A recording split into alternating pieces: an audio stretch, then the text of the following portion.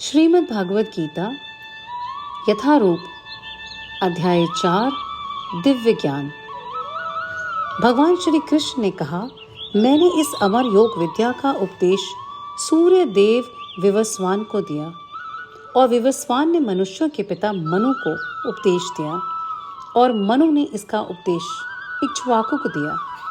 इस प्रकार यह परम विज्ञान गुरु परंपरा द्वारा प्राप्त किया गया और राज ऋषियों ने इसी विधि से इसे समझा, किंतु काल क्रम में यह परंपरा छिन्न हो गई, अतः यह विज्ञान यथा रूप में लुप्त हो गया लगता है।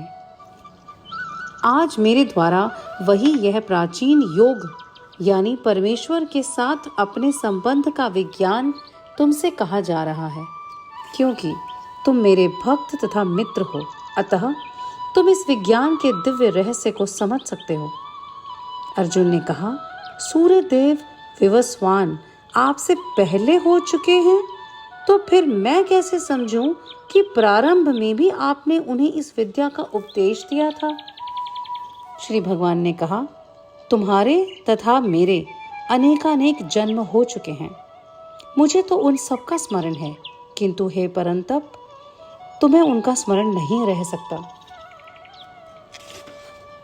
यद्यपि मैं अजन्मा तथा अविनाशी हूँ और यद्यपि मैं समस्त जीवों का स्वामी हूँ, तो भी प्रत्येक युग में मैं अपने आदि दिव्य रूप में प्रकट होता हूँ। हे भरतवंशी, जब भी और जहाँ भी धर्म का पतन होता है और अधर्म की प्रधानता होती है, तब तब मैं अवतार लेता हूँ। भक्तों का उद्धार करने, दुष्टों का विनाश करने तथा धर्म की फिर से स्थापना करने के लिए मैं हर युग में प्रकट होता हूँ। हे अर्जुन, जो मेरे आविर्भाव तथा कर्मों की दिव्य प्रकृति को जानता है, वह इस शरीर को छोड़ने पर इस भौतिक संसार में पुनः जन्म नहीं लेता, अपितु मेरे सनातन धाम को प्राप्त हो जाता है। आसक्ति, भय तथा क्रोध से मुक्त होकर मुझ में पूर्णतया तन्मय होकर और मेरी शरण में आकर बहुत से व्यक्ति भूतकाल में मेरे ज्ञान से पवित्र हो चुके हैं। इस प्रकार से उन सबों ने मेरे प्रति दिव्य प्रेम को प्राप्त किया है। जिस भाव से सारे लोग मेरी शरण ग्रहण करते हैं, उसी के अनुरूप मैं उन्हें फल देता हूँ। हे पार्थ, प्रत्येक व्यक्ति सभी प्रकार से मेरे पथ का अनुगमन करता है। इस संसार में मनुष्य सकाम कर्मों में सिद्धि चाहते हैं, फलस्वरूप वे देवताओं की पूजा करते हैं। निस्संदेह इस संसार में मनुष्यों को सकाम करने का फल शीघ्र प्राप्त होता है। प्रकृति के तीनों गुणों और उनसे संबद्ध कर्म के अनुसार मेरे द्वारा मानव समाज के 4 विभाग रचे गए। यद्यपि मैं इस व्यवस्था का सृष्टा हूँ, किंतु तुम यह जान लो कि मैं इतने पर भी अव्यय अकर्ता हूँ। मुझ पर किसी कर्म का प्रभाव नहीं पड़ता, न ही मैं कर्म फल की कामना करता हूँ।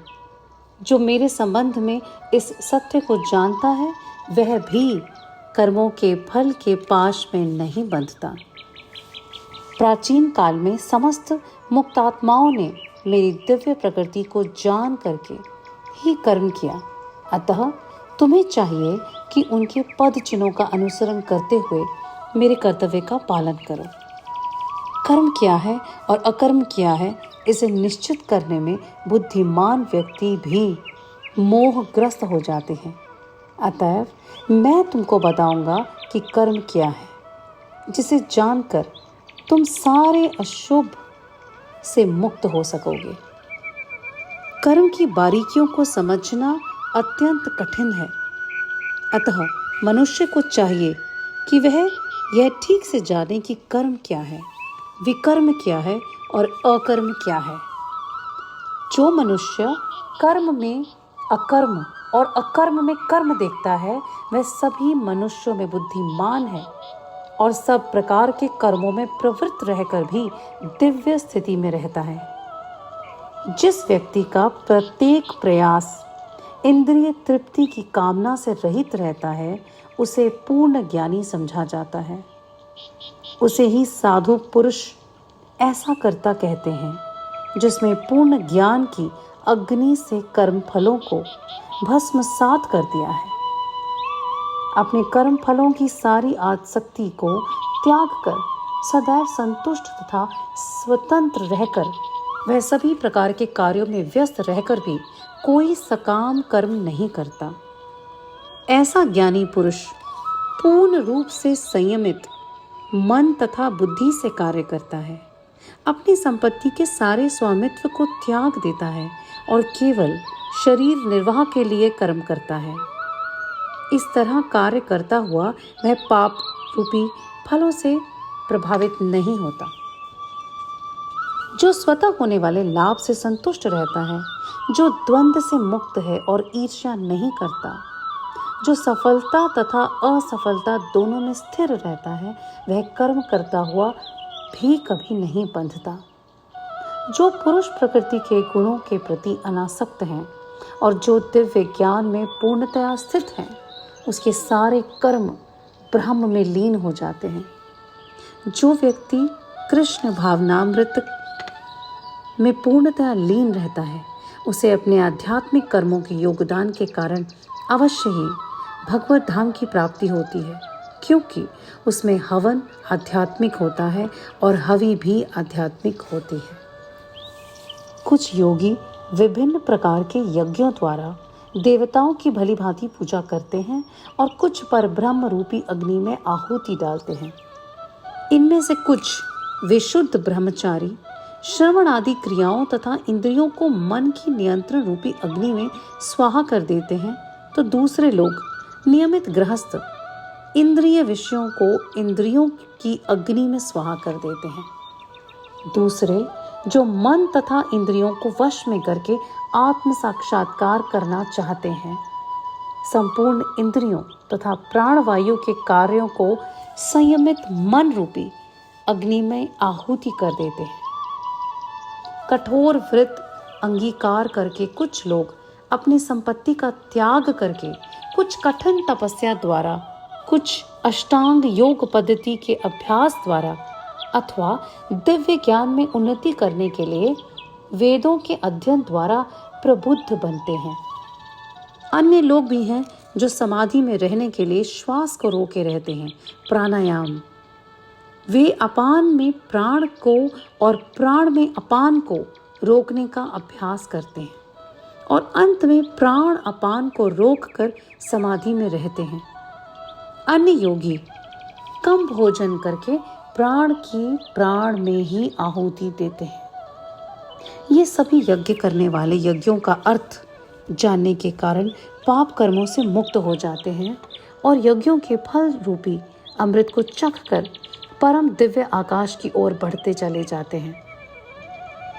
हे कुरुश्रेष्ठ, जब यज्ञ के बिना मनुष्य इस लोक में या इस जीवन में ही सुखपूर्वक नहीं रह सकता, तो फिर अगले जन्म में कैसे रह सकेगा? ये विभिन्न प्रकार के यज्ञ वेद समस्त हैं और ये सभी विभिन्न प्रकार के कर्मों से उत्पन्न हैं। इन्हें इस रूप में जानने पर तुम मुक्त हो जाओगे। हे परंतप, द्रव्यज्ञ से ज्ञान यज्ञ श्रेष्ठ है। हे पार्थ, अंतोत्वगत्वा सारे कर्म योगों का अवसान दिव्य ज्ञान में होता है। तुम गुरु के पास जाकर सत्य को जानने का प्रयास करो, उनसे विनीत होकर जिज्ञासा करो और उनकी सेवा करो। स्वरूप प्रसिद्ध व्यक्ति तुम्हें ज्ञान प्रदान कर सकते हैं, क्योंकि उन्होंने सत्य का दर्शन किया है। स्वरूप प्रसिद्ध व्यक्ति से वास्तविक ज्ञान प्राप्त कर चुकने पर तुम पुनः कभी ऐसे मोह को प्राप्त नहीं करोगे, क्योंकि इस ज्ञान के द्वारा तुम देख सकोगे कि सभी जीव परमात्मा के अंश स्वरूप हैं, अर्थात वे सब मेरे हैं। यदि तुम्हें समस्त पापियों में भी सर्वाधिक पापी समझा जाए, तो भी तुम दिव्य ज्ञान रूपी नाव में स्थित होकर दुख सागर को पार करने में समर्थ होगे। जैसे प्रज्वलित अग्नि ईंधन को भस्म कर देती है, उसी तरह हे अर्जुन, ज्ञान रूपी अग्नि भौतिक कर्मों के समस्त फलों को जला डालती है। इस संसार में दिव्य ज्ञान के समान कुछ भी उदात्त तथा शुद्ध नहीं है। ऐसा ज्ञान समस्त योग का परिपक्व फल है। जो व्यक्ति भक्ति में सिद्ध हो जाता है वह यथा समय अपने अंतर में इस ज्ञान का आस्वादन करता है। जो श्रद्धालु दिव्य ज्ञान में समर्पित हैं और जिसने इंद्रियों को वश में कर लिया है वह इस ज्ञान को प्राप्त करने का अधिकारी है और इसे प्राप्त करते ही वह तुरंत आध्यात्मिक शांति को प्राप्त होता है। किंतु जो अज्ञानी तथा श्रद्धा विहीन व्यक्ति शास्त्रों में संदेह करते हैं वे भगवत भावनामृत नहीं हो पाते, अपितु नीचे गिर जाते हैं। संशय आत्मा के लिए न तो इस लोक में न ही परलोक में कोई सुख है। जो व्यक्ति अपने कर्म फलों का परित्याग करते हुए भक्ति करता है और जिसके संशय दिव्य ज्ञान द्वारा विनिष्ट हो चुके होते हैं वही वास्तव में आत्मपरायण है।